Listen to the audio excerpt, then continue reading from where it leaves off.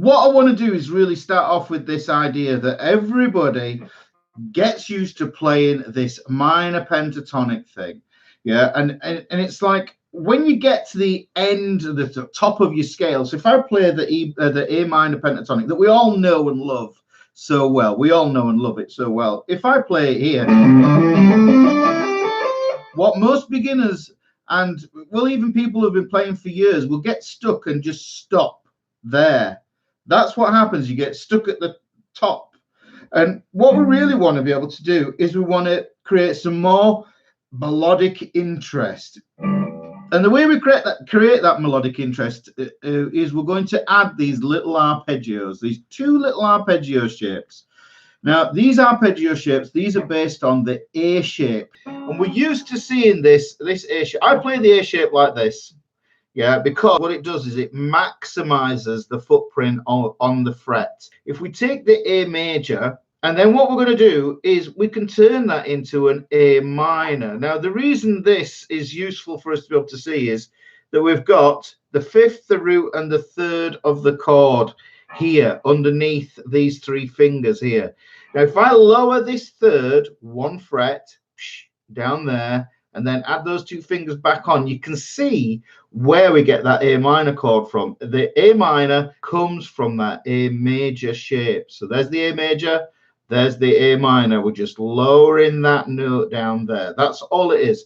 So we're going to take those two shapes, and what we're going to do is essentially we're just going to add them to the top of our pentatonics or any of those scales where they're going to fit. But the thing you need to know is that we're actually going to play in the key of C major stroke A minor. The main thing to get out of this is that the C, the F, and the G those are major chords, and they are going to use this major shape, this A major shape. The D minor, the E minor, and the A minor, those are minor chords, as the clues in the name. Yeah, so those are minor chords. So we're going to play the minor shape accordingly. Yeah, so like I say, what do you do when you get to the top? Well, most people, because it's a scale means ladder. Yeah, when you get to the top of the ladder, there's only one place to go, really, and that's to go down it. So that's what most people do. But what we're going to do is we're going to utilize this A shape, and we're going to transpose it. We're going to shift it around, but we're also going to do it in the key so that it'll give you a vehicle to move to different territories on the fretboard. It ties in beautifully with my elevator triangles video that I'll put a link up there. And I will also do a PDF for these guys, so there's no need to try and think to yourself, I have to remember these. There will be a PDF in the description. I'll get that done this afternoon, and then that will be up here in the description below. So the first thing we're going to do is I'm going to get rid of most of the A chord, because what we're going to do is we're going to keep the A chord, the notes from the A chord, and we're going to keep the G, the B, and the E string. Those are the only ones we're interested in, because we don't want to have too big an arpeggio chunk. What tends to happen is when people say, all right, I need to learn arpeggios, what happens is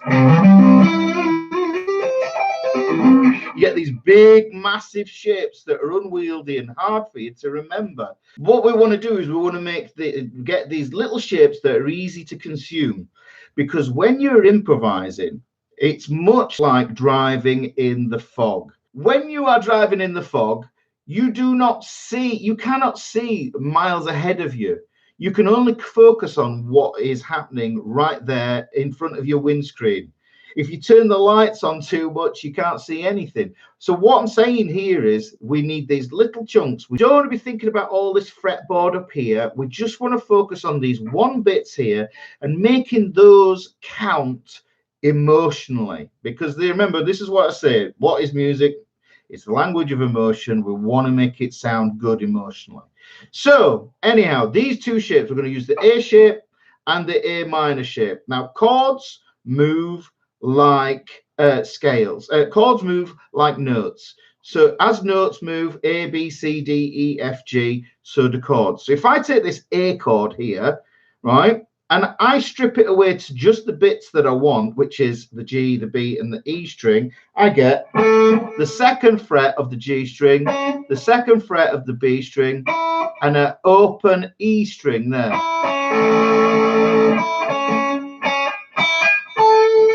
You already know that sound, my American friends. You know that one. So if I take that, that's the shape, and I change it into a minor by lowering that note, you can hear I get that sad sound. Remember, major is happy, minor is sad. So we take that sound, and then I move it. If I want that as an A, then this is a B. Right? This could be a B minor. The beauty of this shape is you can see that it forms a diagonal pattern across the strings. We go up a string, up a fret, up a string, up a fret. That gives us the minor shape. So we're going to use this major shape and this minor shape. But what we also need to do is do it in key, because we're going to play this. This is, you know, I'm using a backing track here that's in A minor. Yeah, because what I want to do is I want to add these two little shapes to my minor pentatonic that lives there. So what that'll do is it'll give me some extra sounds. If you are watching this on the replay, then that's what I was doing at the beginning. Because we're in C major, I'm going to play these shapes as a chord scale. So this is the C chord. Here's the D chord. This is the E. This is an E minor. Sorry, a D minor. This is an E minor. Here's the F. Look at the shape, how it changes. This is the G. This is the A minor. I will do the B diminished in a minute, but let's get these two shapes down first. Now, what we can do is we can play this. If you know that shape from your full A-shaped bar chord, you can use that. Here's the D minor, using an A minor shape. If you don't see this as an A minor shape, watch this. I'll take my bar off, lower those fingers down, switch them back to the ones that you know are the regular ones. You can see there, and I move that around. So it's the same shape that we're utilizing. Therein is something else there. So what you can do is you can play this third fret, fifth on the B string, fifth on the G string. And I use this rolling technique because that seems to be just a little bit, feels a little bit more efficient to me than using separate fingers. And plus, that's a really good technique to develop for bigger arpeggio structures. So I'm going to use that one here. This is the D minor. This is the E minor, which you have to be careful with chord 3 over other stuff. Here's the F. Here's the G. Here's the A minor. And here's the B diminished. And then I get all the way back to the C again. Now, you've got to realize that the key of C and the key of A minor, they are synonyms. They're synonymous with each other. They are the chords are exactly the same. So if you're in the key of A minor, the chords are going to be the same. If you're in the key of A minor, the chords are going to be exactly the same because they are related. And what we want to be able to do is use these shapes here and tie them in. Now, that minor pentatonic that we all love and know so well, this one, it just so happens that the D minor lives at the top of that. So if I go,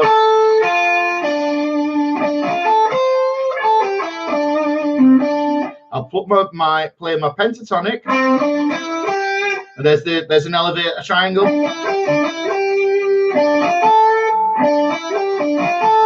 Put those together, you get a nice little sequence there.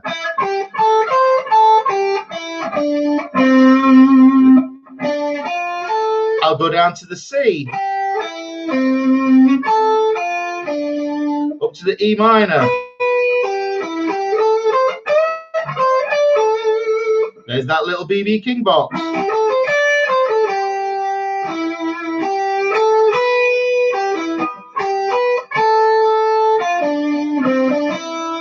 If you add these shapes, you will naturally find the diatonic scales. These are the 7-note major and minor and all those sort of sounds. And you can lay these on top of the chords that you get to play.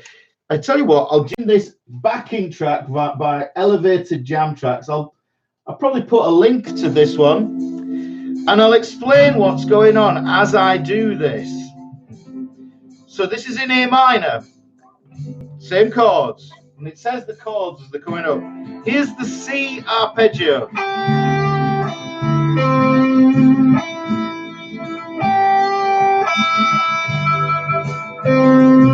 Here's the D minor. Here's the E minor.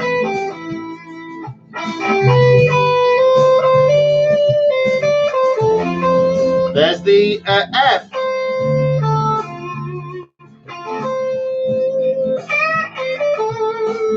Here's the G.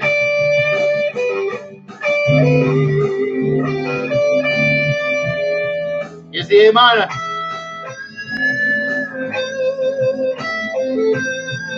Tying it in with a pentatonic.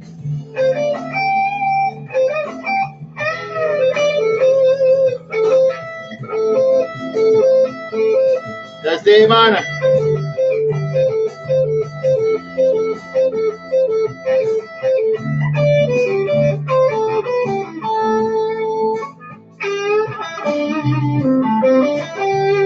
Here's the pentatonic again. Into the C major. Into the D minor. Now that one was a bit odd there.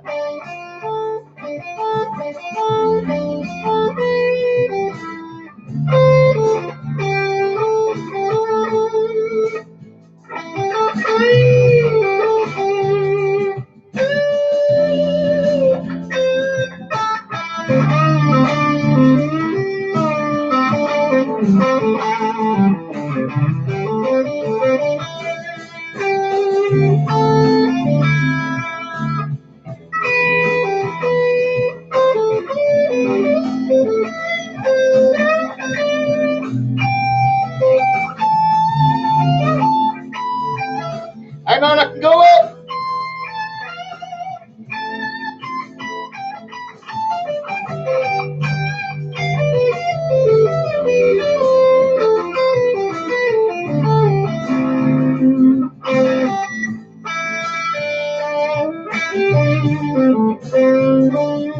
Essentially, guys, it's another elevator device to help you to move up and down the fretboard. Remember what I always say to you, the gold, this is a gold little statement here. The dots are here for a reason. 3, 5, 7, 9. Okay, these dots here, this is the same sounds but an octave higher. 3, 5, 7, 9. So the 12th fret is the same as the head note. Yeah, this is the same as 0. Where is it? This is the same as 0. This is the same as 1. This is the same as 2. This is the same as 3. So that means any information and patterns that you have down here can be transferred up here into another voice on the guitar, into a higher voicing. You know, that's why choirs have 4 different voices, to really get the most out of the harmony, the harmonic possibilities. But we're trying to unleash melodic possibilities here with improvisation. So if we take the minor pentatonic here, and you're looking for a creative way to get up to it here, remember, because we're thinking of this as being the same as 5, then the pattern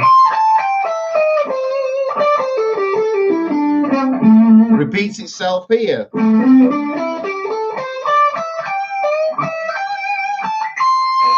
That pattern repeats itself there. So but it's in two different voices. So what we can do is we can, I went up. When I got to the D minor shape, I switched.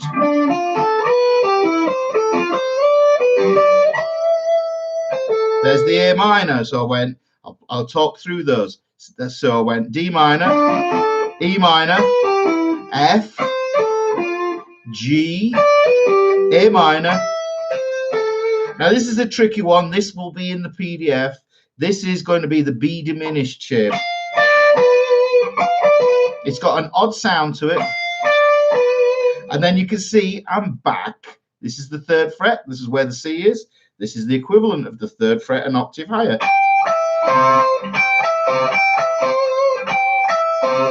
So there's the C.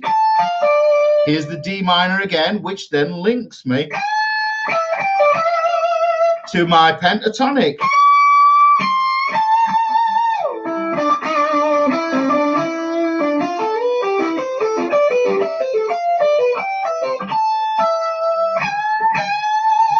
So you can see, hopefully, that becomes a way to link going up, but not only going up, but also going down. So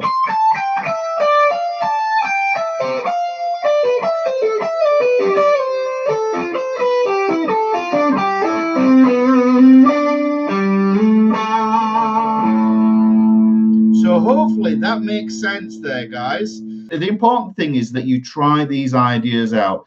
It's no good just watching a video and expecting to be able to apply those things. You have to sit down with your guitar and try these things out.